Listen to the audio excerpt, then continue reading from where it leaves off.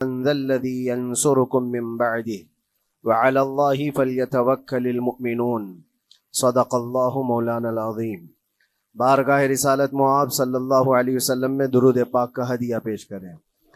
اللہم صل علی سیدنا و مولانا محمد معدن الجود والکرم وآلہ واصحابہ الکرام وابنہ الکریم وبارک وسلم صلاة دائمة سرمدا ابدا۔ اللہ عز و جل قرآن عظیم میں فرماتا ہے اگر اللہ تمہاری مدد کرے تو کوئی دوسرا غالب آ ہی نہیں سکتا۔ ان ینصرکم اللہ فلا غالب لکم، تم پر کوئی غلبہ حاصل نہیں کر سکتا اگر اللہ تمہاری مدد کرے۔ وَإِن يَخْذُلْكُمْ فَمَنْ ذَا الَّذِي يَنصُرُكُمْ مِنْ بَعْدِهِ، اور آگے اللہ فرماتا ہے اور اگر اللہ تمہیں چھوڑ دے یا گرا دے تو کون ہے اس کے بعد جو تمہاری مدد کرے؟ کوئی ہے جو اللہ کے علاوہ تمہاری مدد کر سکتا ہے؟ جب نہیں ہے تو پھر آگے ہونا کیا چاہیے؟ وَعَلَى اللَّهِ فَلْيَتَوَكَّلِ الْمُؤْمِنُونَ، تو مومنوں کو چاہیے کہ وہ صرف اللہ پر بھروسہ کر کے رہیں۔ فتح، نصرت، مدد، یہ سب جو چیزیں ہیں بہت سارے لوگوں کے ذہن و دماغ میں ایسے ہے کہ فوراً آ جانا چاہیے۔ کوئی بھی فتح ہو، کوئی بھی مدد ہو، بغیر تمہارے اسٹرگل کیے ہوئے، بغیر مصیبت اٹھائے ہوئے نہیں ملے گی۔ اگر فتح و نصرت یوں ہی آپ کو روزانہ ملنے لگ جائے تو کیا رسول پاک صلی اللہ تعالی علیہ وسلم مدینہ طیبہ میں بیٹھ کر دعا کرتے تو ساری چیزیں فتح یاب نہیں ہو جاتی؟ آپ صلی اللہ تعالی علیہ وسلم کو بدر میں جانے کی ضرورت کیا پیش آتی؟ احد میں اپنے 70 جوان صحابہ کی شہادت پیش کرنے کی ضرورت کیا پیش آتی؟ اور اسی طرح سے خیبر ہو کہ حنین ہو کہ طائف ہو، کتنی جنگیں ہیں جس میں اپنی جان کی بازی لگائی صحابہ نے۔ سب سے بڑا معرکہ تو کربلا کا دیکھیں آپ، جہاں پورا کا پورا خاندان شہید ہو گیا ہے۔ تو فتح و نصرت بغیر قربانی کے اور بغیر تکلیف کے ایسی ہی آ جائے؟ آج کے زمانے میں ہم سوچ کر کے بیٹھے، ایسا نہیں ہوتا۔ اسلام زندہ ہوتا ہے ہر کربلا کے باہر، اور اللہ کی مدد آتی ہے، یہ بھی نہیں ہے کہ نہیں آئے گی۔ کچھ لوگ مایوس ہوتے ہیں، کچھ لوگ نروس ہو جاتے ہیں اور بھاگنے پر مجبور ہوتے ہیں۔ یہ امتحانات کی گھڑی ہوتی ہے۔ ایک حدیث پاک میں آپ کو بتاتا ہوں، اللہ کے نبی صلی اللہ تعالی علیہ وسلم ارشاد فرماتے ہیں کہ آخر زمانے میں ایک ایسی عظیم جنگ ہوگی ایمان والوں کی اور رومیوں کے درمیان۔ کفار و مشرکین ہیں اور مسلمین ہیں۔ اس کو ملحمۃ الکبریٰ کہا گیا ہے، قیامت سے قریب ہونے والی یہ سب سے بڑی جنگ ہے۔ اسی سے آپ اندازہ لگائیں، اللہ کے حبیب صلی اللہ علیہ وسلم ارشاد فرماتے ہیں کہ اس میں کفار و مشرکین 80 جھنڈوں کے نیچے آئیں گے اور ہر جھنڈے کے نیچے 12,000 کی فوج ہوگی، جو تقریباً حساب کرنے پر 9,60,000 کی فوج بن جاتی ہے۔ اگر وہ مومنین سے مقابلہ کرنے کے لیے اتنی بڑی فوج ایک جگہ جمع ہوتی ہے تو پھر اس جنگ کا اندازہ کریں کتنی بڑی۔ اس کو الملحمۃ الکبریٰ کہا گیا ہے اس لیے کہ اس میں گوشت کے چھیتڑے اڑیں گے۔ ملحمہ جو کہا گیا ہے عربی میں کہ گوشت کے ٹکڑے ٹکڑے دیکھے جائیں گے، اس قدر اس میں جانے جائیں گی۔ اس جنگ کے متعلق جو اللہ کے حبیب صلی اللہ علیہ وسلم نے پیشین گوئی کی ہے، جو پہلے سے خبر دی ہے، وہ کیا ہے؟ فرمایا کہ پہلا دن جب ہوگا مقابلہ کا تو اس میں مسلمانوں کی جماعت میں تعداد کتنی ہوگی یہ تو نہیں بتایا گیا۔ کفار و مشرکین کے تو بتایا ہے کہ 80 جھنڈوں کے نیچے آئیں گے، لیکن مسلمان اور مومنین جو لڑ رہے ہیں ان کی تعداد کا کوئی علم نہیں ہے ہمیں، لیکن یہ پتا ہے کہ ان میں سے 1/3، ایک پوری جماعت کا 1/3 حصہ میدان چھوڑ کر بھاگ جائے گا۔ جنگ میں سے وہ میدان چھوڑ کر بھاگ جائیں گے جب اتنی شدت کی چیز ہو رہی ہو، مصیبت آ گئی ہے، تکلیف آ گئی ہے، 1/3 میدان چھوڑ کر بھاگ جائیں گے۔ اور ان پر کیا فرمایا حضور پاک صلی اللہ علیہ وسلم؟ فرماتے ہیں وہ دنیا کے روئے زمین کے بدترین لوگ ہوں گے، ان کی توبہ بھی قبول نہیں ہوگی، وہ سب سے بدترین لوگ ہوں گے، پیٹھ دکھا کر جو نکل چکے۔ دوسرا مرحلہ آئے گا، دوسرا پڑاؤ، ایک بہت سخت اسٹرگل کرنے والا میدان ہے، مصیبت اٹھا رہے ہیں، مشقت اٹھا رہے ہیں۔ دوسرا دن ایسا ہوگا کہ مومنین کی جماعت کا 1/3، 1/3 حصہ شہید ہو جائے، قتل ہو جائیں گے۔ سوچو یہ بہت بڑی بات ہے۔ یہ دونوں چیزوں پر میں آج آپ سے گفتگو کرنا چاہتا ہوں۔ 1/3 حصہ میدان چھوڑ کر بھاگ جا رہا ہے اور 1/3 حصہ قتل ہو گیا، شہید ہو گئے۔ بچے کتنے ہیں؟ 1/3۔ لاسٹ میں 1/3 حصہ بچا ہے، یعنی ایک میں اگر 3 پارٹ کریں تو 2 پارٹ تو ختم ہو گئے، 1 پارٹ بچا ہے۔ اور اللہ کے نبی صلی اللہ علیہ وسلم فرماتے ہیں اللہ رب العزت اس آخری تہائی حصے کو فتح مبین عطا فرمائے گا۔ فتح تو ہے ان کی، فتح ہوگی ان کی، لیکن جو حصہ بچا ہوگا وہ اخیر کا 1/3 حصہ ہوگا۔ اب اس پر مجھے عرض یہ کرنا ہے، مومنوں کو اگر فتح دیکھنا ہے، اللہ کی نصرت اور مدد دیکھنی ہے، تو یہ 2 چیزیں تو برداشت کرنی پڑیں گی۔ کون سی؟ پہلی چیز اپنوں کا چھوڑ کر بھاگ جانا، اور دوسرا اپنوں کا اپنے سامنے مر جانا۔ یہ دونوں چیزیں ہمیں دیکھنا پڑے گا۔ بہت سارے ایسے ہوں گے جو چھوڑ کر جا چکے ہوں گے، دامن چھڑا رہے ہوں گے، بھاگ چکے ہوں گے، اور کچھ وہ ہوں گے جو لڑتے لڑتے اپنی جان دے چکے ہوں گے۔ یہ دونوں بھی بہت سخت مسئلے ہیں میرے عزیزوں، انسان کو یہ پگھلا دیتی ہیں چیزیں۔ اگر آپ کو ایسا لگے کہ میرے اپنے جاننے والے لوگوں میں سے کچھ لوگ مجھے چھوڑ کر بھاگ جا رہے ہیں، تو یہی انسان ٹوٹ جاتا ہے، اس کے دل کی کیفیت بدلنے لگ جاتی ہے، وہ پھر مایوسی کا شکار ہونے لگتا ہے۔ میری جماعت میں 100 لوگ تھے، 90 تو بھاگ رہے ہیں، 10 کیا کریں گے؟ اس کا اندر سے جو عزم تھا، حوصلہ تھا، وہ ڈاواں ڈول ہونے لگ جاتا ہے۔ اپنوں کا چھوڑنا یہ بہت بڑی آزمائش ہوتی ہے، وہ کسی بھی میدان میں آپ دیکھ لیں، کسی بھی میدان میں اپنے لوگ اگر چھوڑ دیتے ہیں تو یہ اس کے لیے آزمائش ہے بہت بڑی۔ اور دوسری آزمائش تو یہ ہے، بچے آدھے تھے، اس میں سے تو آدھے انتقال کر گئے۔ کبھی میرا عزیز دوست، کبھی میرا عزیز مشورہ دینے والا مشیر، کبھی بہت زیادہ مجھے سپورٹ کرنے والا، ایسے لوگ جب انتقال کرنے لگ جائیں تب پھر آدمی پھر ٹوٹ جاتا ہے۔ کچھ تو بھاگ گئے اور کچھ تو قتل ہو گئے، میں کیا کروں گا؟ میرے عزیزوں، جو اخیر میں بچنے والے لوگ جو ہوتے ہیں نا، وہ معمولی نہیں ہیں، وہ اللہ کی ذات پر سب سے زیادہ توکل کرنے والے لوگ ہیں۔ ان کو کوئی چیز ہٹا نہیں سکتی، اپنوں کی بے وفائی بھی ان کے قدموں میں لرزہ نہیں لاتی، اور اپنوں کا انتقال ہو جانا بھی ان کے حوصلوں کو نہیں توڑتا، تبھی جا کر کے اللہ تعالیٰ انہیں فتح مبین عطا فرماتا ہے۔ اور یہ چیز ملحمت الکبریٰ میں دیکھی جانے والی تھی، دیکھی جانے والی تھی، جو قیامت کے قریب ہونے والی جنگ ہے۔ لیکن میرے عزیزوں، آج ہم نے اپنی آنکھوں سے یہ مشاہدہ کیا ہے، غزہ کی سرزمین پر، فلسطین میں 15 مہینے کے بعد آج صہیونی حکومتیں اور یہودی غاصب حکومتیں صلح کرنے پر اور ایگریمنٹ کرنے پر مجبور ہو گئی۔ دنیا ان کے منہ پر تھوک رہی ہے، تم 50,000 سے زیادہ لوگوں کو قتل کر کے صرف 200 لوگوں کو چھڑانے کے لیے آج بھی فتح کا جشن منا نہیں پا رہے ہو، بلکہ پھر جھک کر کے ان کے ساتھ معاہدہ ایگریمنٹ کرنے پر مجبور ہو۔ یہ فتح ان بچوں کی نہیں ہے تو اور کیا ہے، ان مظلوموں کی نہیں ہے تو اور کیا ہے، جن کے پاس کھانے کو روٹی نہیں ہے اور پہننے کو کپڑے تک نہیں رہ گئے، ان کے علاج معالجے کے لیے دوائیاں نہیں رہ گئی، لیکن عزم اور حوصلہ ایسا ہے کہ اللہ ابھی ہمارے ساتھ۔ میرے عزیزوں، ان کے توکل اور ان کے عزم کے متعلق یہ صرف اور صرف اخبار کی باتیں نہیں ہیں، سوشل میڈیا کی باتیں نہیں ہیں۔ مخبر صادق رسول کریم صلی اللہ علیہ وسلم نے 1400 سال پہلے ہی بشارت دی تھی۔ اللہ کے نبی صلی اللہ علیہ وسلم فرماتے ہیں کہ دمشق کے ابواب یا پھر بیت المقدس کے آس پاس رہنے والوں میں ایک جماعت ہمیشہ قیامت تک ایسی رہے گی جو حق کے لیے لڑتی رہے گی۔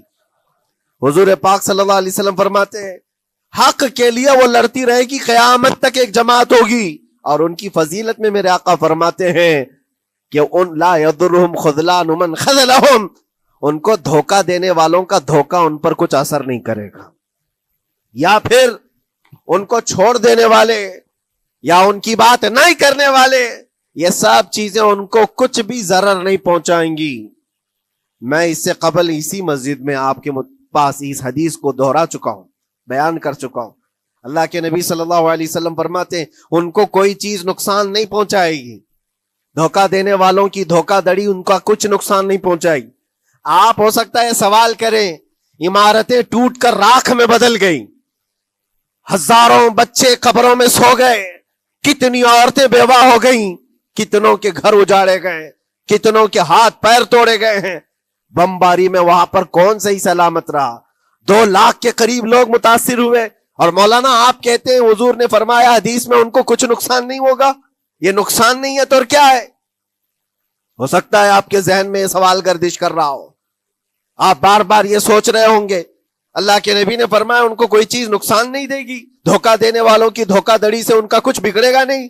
اتنا تو بگڑ چکا، پورا راکھ میں بدل گئے، علاج کرانے کے لیے دوائی تک نہیں ہے، تو پھر کیا؟ اللہ کے نبی نے کیا فرمایا کہ ان کو نقصان نہیں پہنچے گا، ان کو ضرر نہیں ہوگا۔ پھر یہ ساری تکلیفیں اور یہ ضرر کیا ہے؟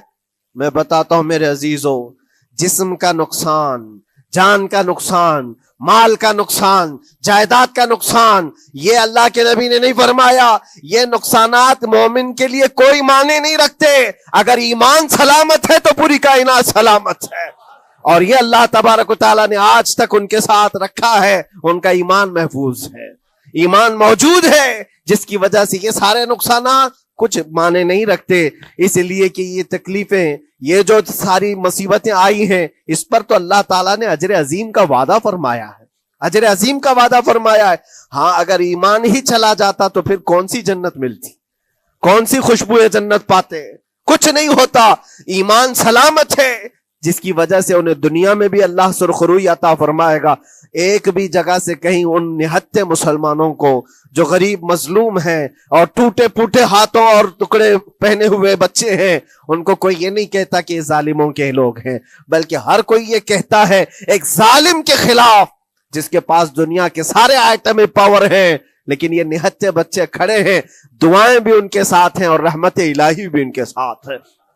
سلام ہے ان غزہ کے مظلومین کو، اور وہاں تو بچے، مرد تو مرد، عورتیں، آپ نے سنا ہوگا ان جوان لڑکیوں کا میں نے دیکھا تھا، وہ کہہ رہی تھی کہ ہم رات کو برقع پہن کر کے اور رات کو ہم حجاب پہن کر کے سو جاتی ہیں، اس لیے کہ بمباری میں جب گھر تباہ ہو جاتے ہیں، صبح لوگ لاشیں اٹھانے آتے ہیں تو کہیں ہم بے پردہ لاشوں میں نہ مل جائیں۔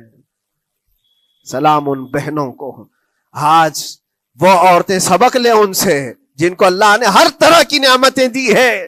تمہارے گھر میں جائیداد بے پناہ ہے، مال و دولت بے پناہ ہے، کپڑے روز بدلنے کے لیے تمہارے پاس ہیں، سب رکھ کر کے تم عورتوں کو، آج ہم بازاروں میں جو بے پردہ دیکھتے ہیں، یہ شادی محلات میں ہر جگہ جو عورتوں کی بے حیائی اور بے پردگی دیکھ کر پھر میں سوچتا ہوں سلام ان بہنوں کو جو موت کی رات بھی حجاب ہٹانا نہیں چاہتی، اس لیے کہ دنیا سے جائیں تو اللہ کی بارگاہ میں حجاب کے ساتھ جائیں۔ یہ ایمان ہو تو پھر اللہ تبارک و تعالیٰ کی مدد بھی آتی ہے، نصرت الہی آتی ہے۔ مجھے بتاؤ میرے عزیزو، 50,000 کا خون کر دینے والا وہ ظالم اور غاصب اسرائیل، وہ اپنے 200 قیدیوں کو چھڑا کیوں نہیں سکا؟ وہ حاصل کیوں نہیں کر سکا 200 لوگوں کو؟ بلکہ ان میں سے 5 لوگوں کو کیوں نہیں حاصل کر سکا؟ 50,000 کو قتل کر ڈالا، اور وہ بھی سیویلینز کو، شہریوں کو، جن سے تمہارا مقابلہ ہے، ان کی موت کی تو کوئی خبر ہی نہیں آتی۔ جو تم سے برسر پیکار ہیں، جو لڑ رہے ہیں، ان کے موت کی خبر نہیں آتی۔ بچوں کی موت، عورتوں کی موت، ہاسپٹل میں موت، یہ سارا جو ناچ دیکھا گیا ہے 15 مہینے سے ہم دیکھتے آئے، لیکن افسوس اس بات کا ہے میرے عزیزو، اللہ کا عذاب ان ظالم بادشاہوں پر بھی آئے گا جو ان کی موتوں پر دیکھ کر تماشے کر رہے ہیں۔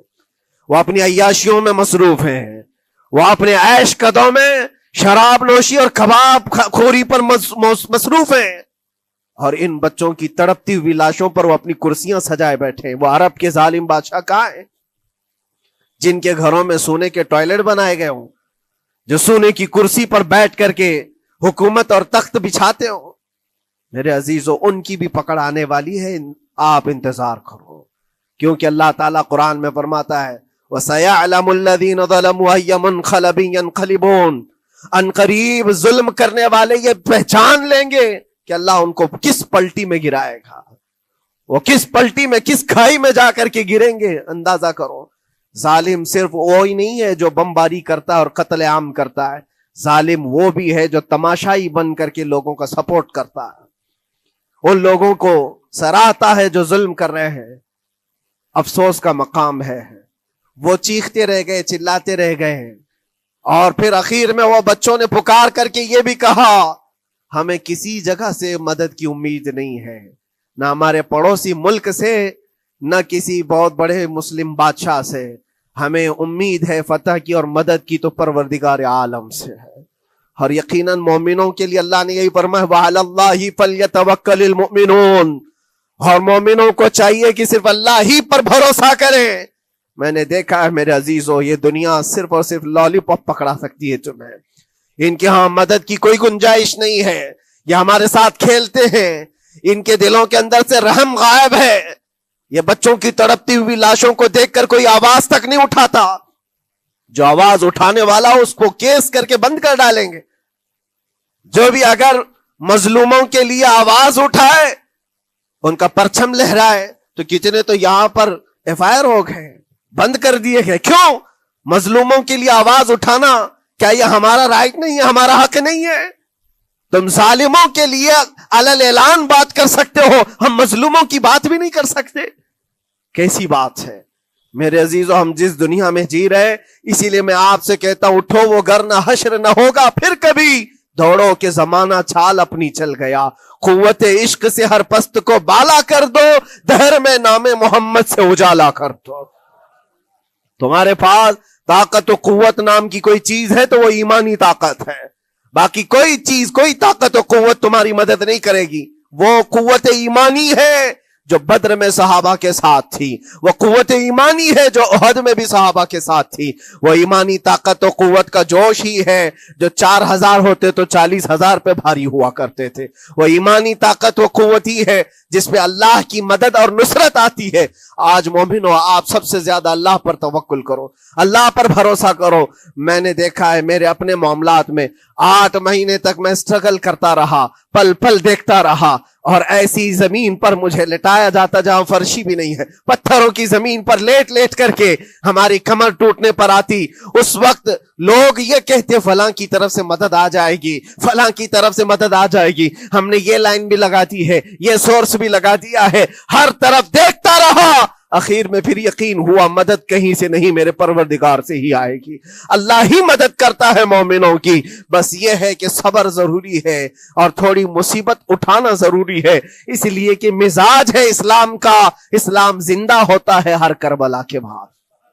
اپنی قربانیاں دو اور قربانیاں ضائع نہیں ہوتی، رنگ لائیں گی، ہماری شہادتیں رنگ لائیں گی، ان بچوں کی شہادتیں رائے گاہ نہیں جائیں گی جو 40,000 کے قریب شہید ہو چکے ہیں، وہ رنگ لائے گی۔ فتح بیت المقدس کے لیے ان کی قربانیاں، ان کی شہادتیں ایک عظیم باب بن کر کے نکلیں گی، ایک عظیم دروازہ بن کر کے نکلیں گی۔ آپ انتظار کرنا، وہ دن قریب آ رہا ہے جس کے متعلق میرے مصطفیٰ نے بشارتیں دی ہیں۔ ایک وقت وہ آئے گا جب امام مہدی کا ظہور ہوگا اور صرف پرچم اسلام لہرائے گا، وہ دن آئے گا، یہ قربانیاں ضائع نہیں جائیں گی میرے عزیزوں۔ اور اللہ کریم نے قرآن میں فرمایا، آپ لوگ ڈرتے ہوں گے مولانا پھر سے یہ ساری چیزیں بول رہے ہیں، ان کو برا لگے گا، ان کو برا لگے گا، بہتوں کو برا لگے گا، یہ میری بات نہیں، قرآن کہتا ہے وَلَوْ كَرِهَ الْكَافِرُونَ وَلَوْ كَرِهَ الْمُشْرِكُونَ۔ اللہ قرآن میں فرماتا ہے يُرِيدُونَ لِيُطْفِئُوا نُورَ اللَّهِ بِأَفْوَاهِهِمْ، لوگ تو چاہتے ہیں اللہ کے چراغ کو اپنے منہ کے پھونکوں سے بجھا دیں،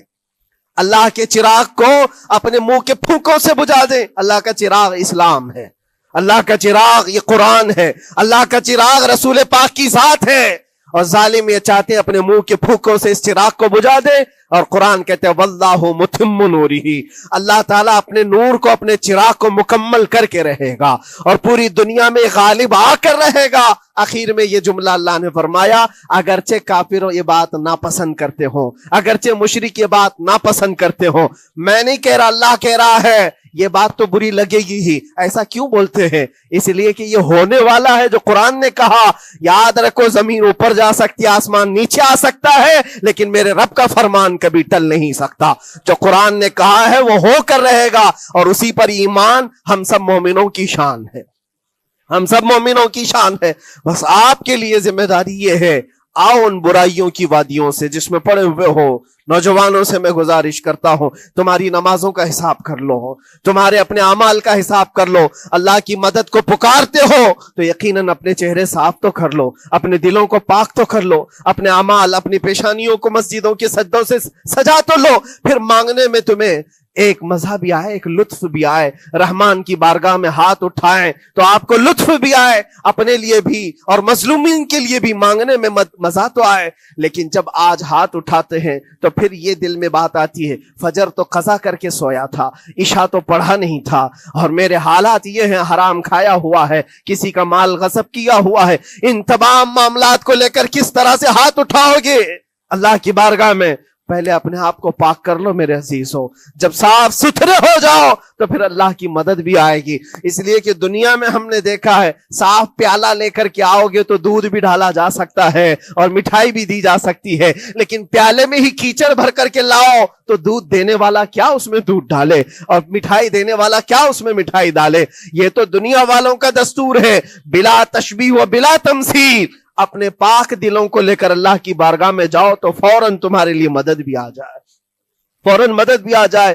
اللہ کریم ان غزہ کے نہتے اور مظلوم مسلمانوں کی فتح کو سدا قائم و دائم رکھے، اور ان کے ٹوٹے پھوٹے بکھرے گھروں کو اللہ تعالیٰ پھر سے آبادی عطا فرمائے. ان کے کمزوروں کو مولا طاقت و قوت عطا فرمائے. ان کے شہیدوں کو مولا اجر عظیم نصیب فرمائے. ان کی بیواؤں کو مولا صبر جمیل عطا فرمائے. ان کے یتیموں کو مولا طاقت و قوت عطا کرے. ان کی مسجدوں کی آواز اور ان کی گونج کو مولا پھر سے بلندی عطا فرمائے، اور ان کے صبر اور ان کے استقامت اور ان کے حوصلے کو مولا پورے دنیا کے مومنین کے دلوں میں قائم عطا فرمائے. ان کے ہر طرح کے حوصلے، ان کے صبر اور ان کے مجاہدانہ استقلال کو مولا ہم سب کے لیے ذریعے نجات عطا فرمائے. ہماری نسلوں کے لیے اللہ تعالیٰ ایک سبق آموز حکایت عطا فرمائے. مولا کریم تیرے دربار میں دعا ہے، ہم سب کو بزدلوں کی جماعت سے نجات عطا فرما. مولا ہم کو منافقین اور مشرکین اور کافرین کے وسوسوں اور ان کے تمام فتن و شرور سے محفوظ فرما دے. ہم سب کو ظالموں کے ظلم سے بچا، فتینوں کے فتنے سے بچا، شرین کے شر سے بچا، حاسدین کے حسد سے بچا، جلنے والوں کی جلن سے محفوظ فرما. خدایا قدیر و جبار، آخری سانس تک ہمارے ہاتھوں کو غیروں کے سامنے پھیلنے سے محفوظ فرما دے. تو اپنا اور اپنے حبیبوں کا